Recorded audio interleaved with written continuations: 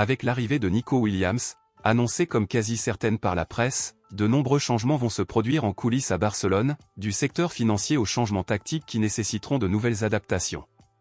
Comme nous l'avons vu dans la vidéo précédente, pour intégrer Nico Williams au schéma tactique, Deco a confirmé qu'Hansi Flick avait déjà défini sa stratégie, approuvée par les autres membres du staff technique.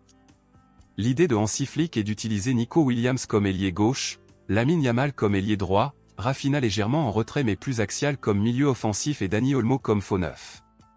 Beaucoup pensent que cette stratégie a tout pour fonctionner, mais d'autres pensent qu'elle compromettra les performances de notre attaquant Rafinha, auteur d'une saison digne d'un ballon d'or.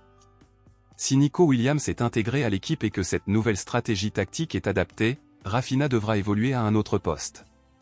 On ignore si cela sera bénéfique ou non pour le joueur et l'équipe.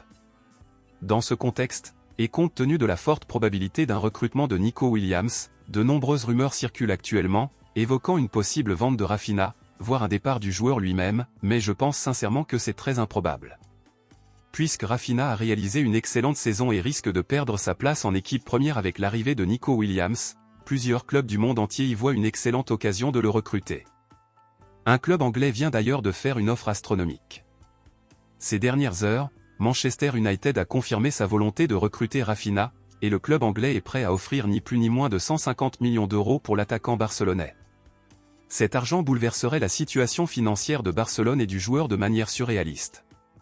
Cependant, malgré une offre quasi irrésistible, Rafinha est considéré par beaucoup comme intouchable et intransférable. Or, 150 millions, c'est beaucoup d'argent, et des rebondissements inattendus pourraient survenir et le joueur pourrait être vendu, on ne sait jamais.